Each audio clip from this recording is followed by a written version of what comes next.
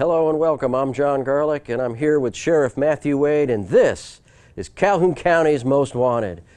Hey, Sheriff. It's always good to be on the show. It's always good to be sitting here next to you. Well, you know, the sun is shining, it's spring's in the air, and it's just a great time to be outside and doing things. So people need to get outside, and we've been stuck up with the COVID, so get outside and enjoy yourself. Blue sky is a great de-stressor. Look at the blue sky for 20 seconds, take a deep breath, and you're de-stressed. Vitamin D. Talk about de-stressing. You're doing some development down there at the jail. We are, you know, and the jail's an easy place to beat up. But one of the things that I've done since being sheriff is try to develop our staff in the jail into professional employees where they're just getting better training and able to deal better with the inmate population. And part of that is through the National Institute of Jail Operations. It's a certification company, and that's all they do is jail work. And there is an opportunity for correctional officers to attend probably about 100 hours of training. And out of that 100 hours of training, they can become nationally certified corrections officers. And I'm proud to say we've had 11 corrections officers become nationally certified. And that's something that we're hoping to get everybody, you know, the longer we go, we're still working at it, to get all of our officers nationally certified corrections officers. Then there's one for supervision where the supervisors can step up one past the correctional officer certification and become nationally certified supervisors. So we're working on making the jail a better place because people, when they do wrong, they go to jail. But that doesn't mean that we're supposed to do wrong. We're supposed to do right. And so I think the citizens want us to be professional, and they want us to do the right thing regardless of what somebody's in jail for. Staff development's good for the community, Yes. good for the sheriff's office, and good for the employee. Absolutely. So another thing that's good for the community is what you guys did last week in the count. So Tell you what, you've never let us down. 3 arrested brings the count up to 4,758 people put in jail because you were willing to help us out, and we thank you very much for that. That's just great. This community has been very supportive, and we really are a wonderful place to live and work and raise a family. So we're going to take a break now, and we'll be back with the first half of the lineup and then our special guest here on Calhoun County's Most Wanted. Alabama is no stranger to severe weather. With the recent storms that blew through Calhoun County, citizens always come together to help one another. But there are so-called storm chasers looking to make a quick buck and take advantage of this dire situation. Not all storm chasers are con artists, but scams are plentiful following major storms. To protect yourself during a natural disaster, the Better Business Bureau lists some things you should know when hiring a contractor. If possible, try to get at least 3 estimates. Number 2, risk high-pressure sales over the phone. You should never feel forced to make a decision. Number 3, be leery of door-to-door sales pitch and high upfront cash fees. Ask for identification. Check their vehicle for a business name, phone number, and license plate for the state of Alabama. Ask for references and be sure to check them out. Make sure the contractor is licensed in this state and in Calhoun County. Number 5, contact your insurance agent if the contractor wants you to sign over your claim check. This could be a clause in the contract you sign. Number 6, most importantly, get everything in writing. Your contract should include the type damage and the work to be done to correct the damages. Make sure everything is clearly stated. You should always get a written quote for the cost of the repair. For more information, contact the bbb.org or call me, Nancy Hilton, at the Calhoun County Sheriff's Office, 256-236-6600. Back to this week's lineup. First up, we have Antonio McGee of Oxford, Alabama, menacing, criminal mischief in a second, permitting dogs to run at large. Richard Smith of Anniston, Alabama, failure to appear, possession of controlled substance, usage or possess of drug paraphernalia. Dina Klein of Alexandria, Alabama, failure to appear, receiving stolen property in the fort, use and possession of drug paraphernalia.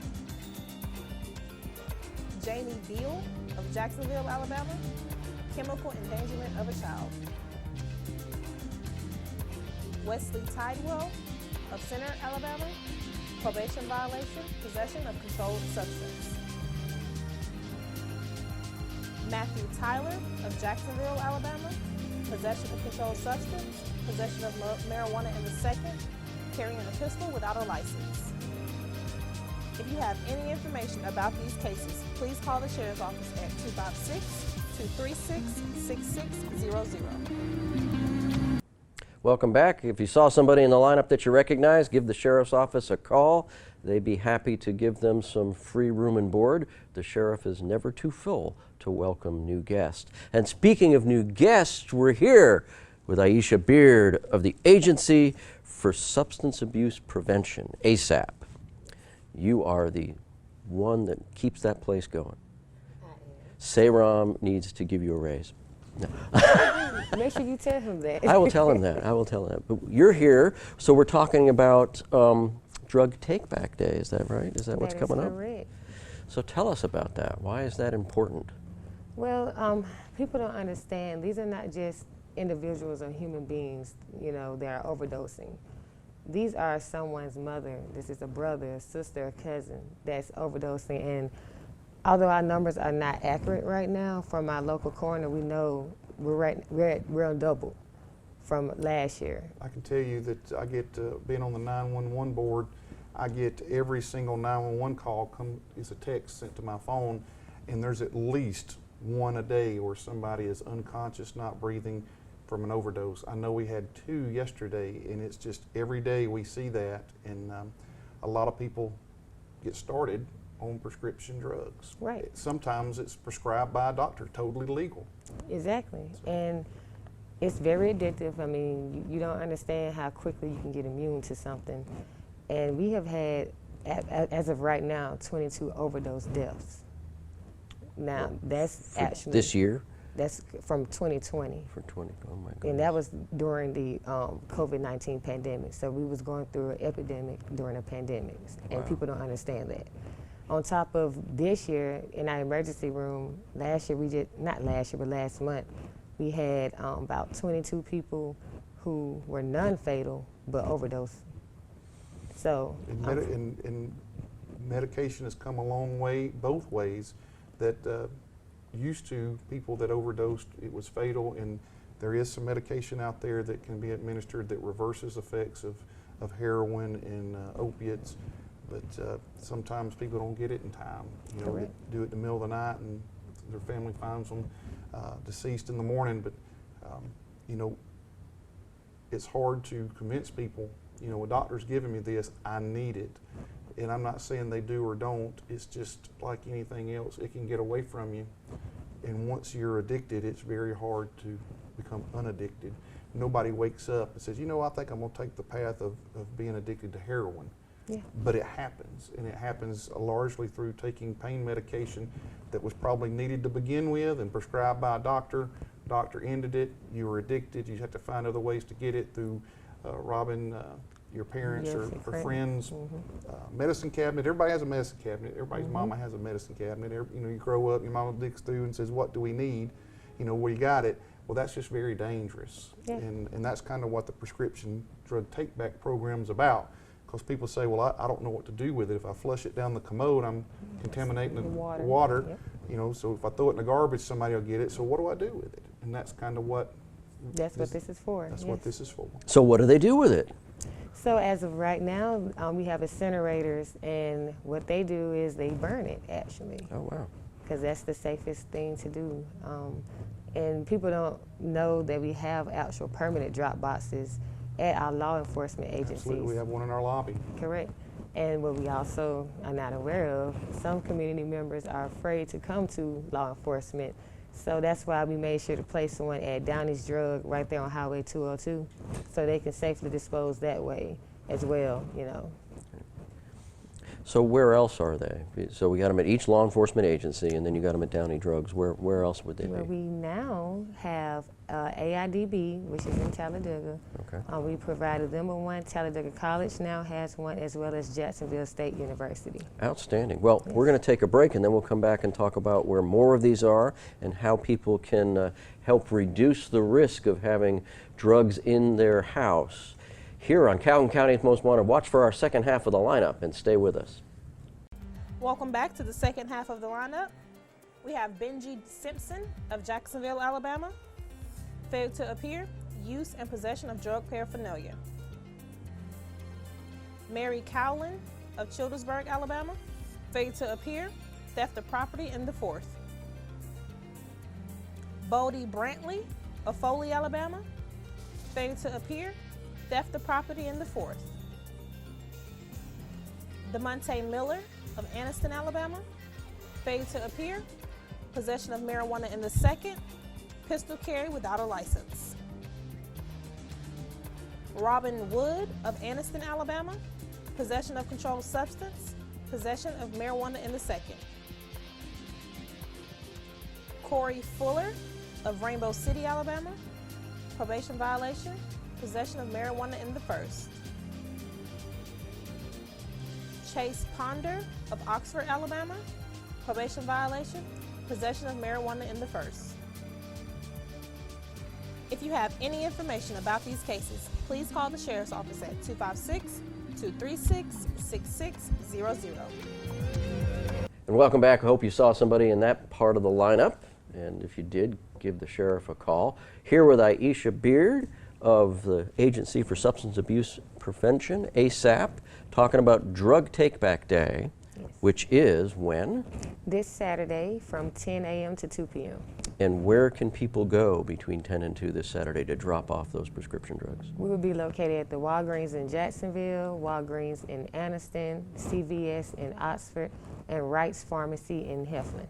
Okay, and as always at various law enforcement agencies. Do all the agencies in town have a box, Sheriff? We do. I don't know about everybody else, but I know that we have one and people frequent it all the time. You know, it's something that gets used regularly.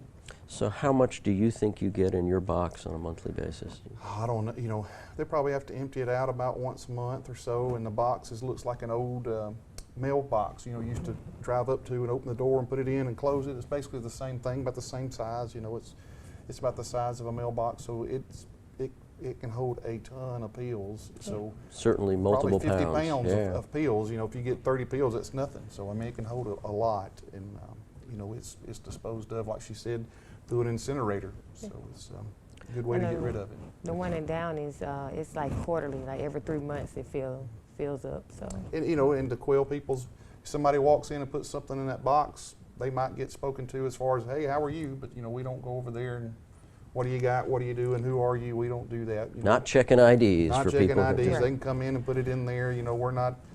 You know, we might say, hey, I hope you're having a good day. You know. The whole idea is to get these pills off the streets so they aren't Absolutely. stolen, misused, temptations, all that stuff. So how much in weight do you get on these take-back days? Last year surprised us. We actually received in October 1,244 pounds worth. Wow. And Wow. you know, April's Half a ton. Yeah, Yeah. April's was canceled due to COVID, so we was expecting a good number, but we was not expecting that. So we was happy, and we're hoping to beat that number this Saturday, actually. Especially with the fact that we're doing things a little different. We actually raffling a TV this time. Ooh, raffling a TV? Yes. if So you is this drop like a off- small desk TV? Is that what we're talking about? Oh no, we are raffling a 50-inch Vizio 4K smart TV. Whoa. So all you have to do is drop off your drugs and you'll receive a ticket. The following Monday, we're actually going to do a Facebook Live, and we'll pick a ticket and we'll see who wins. I mean, Bradford Health Services, they sponsor the TV, so we're thankful for them, and we're excited to see who wins this TV. Oh, that's fantastic. So who's going to be drawing the ticket? We're actually going to have Sherry Schaefer from Bradford to do it. Okay. Yeah. You're going to be there. Oh yeah, Yeah. Say Ram going to be there. of course, of course. Yeah, he's there for the television. Of course. This is an excellent way to protect your loved ones in your household. If there's no pills for them to get from you, that's one less way that you could be contributing to somebody who has an addiction. You know, we all love our loved ones very much, and we don't want to do anything to enable them or give them the opportunity to harm themselves. So get that old medication out. Don't keep it.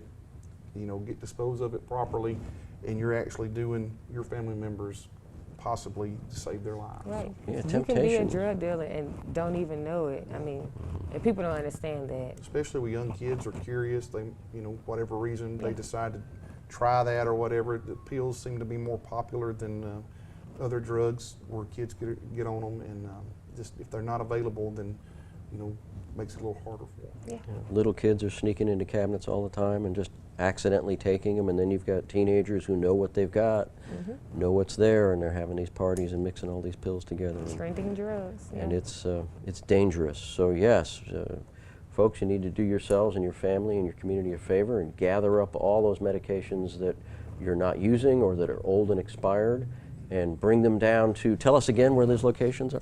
We have Walgreens in Jacksonville, Walgreens in Anniston, CVS in Oxford, and the Wright's Pharmacy in Heflin. And all the sheriff's office, And it's always free.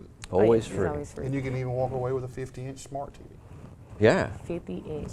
I Not mean, even I wish smart. I can take it home, but well, you can't. You can't. And it's a smart TV, which Smart TV. means it'll talk to you or something, I don't know. Where it has all the wonderful Nobody wants a apps. dumb TV. I think my TV's dumb. I don't know. I think the operator at my house is dumb. That's normally me.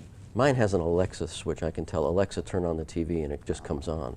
And then I'll tell her to pick a show and she'll pick a show. Well, you don't need it then. No, I don't know. I don't know how Alexa knows what I like to watch. She knows the music I like to play too. But you can use Alexa and GPS to find the locations where you can bring your used and old medications, get them off the street into the hands of the folks at A.S.A.P, who then turn them over to the, who disposes of those? The DEA? Who does that? DEA Turn it over to the representative. The DEA. They'll incinerate it, Yes. and it'll make Calhoun County a safer place for all of us. So we're going to take another break here. We're going to be back with the Crazy Criminal and the Crime Stoppers portion of our show, so stay with us on. Now it's time for our property crime segment. Between April 4th and April 12th in 2021, an attempted burglary occurred at a residence on Old Sulphur Springs Road in Wellington, Alabama. On April 14th, a gray SUV pulled into a yard on Jones Road in Anniston. A black male was seen getting out of the car. This person then walked to the porch and stole a pressure washer. Between April 17th and April 18th, a burglary occurred at a house on Pope Road in Ohatchee. A window, unit, air conditioner was stolen. Doors, windows, and walls were damaged. If you have any information about these cases, please call the Sheriff's Office at 256-236-6600. Stupid! You're so stupid!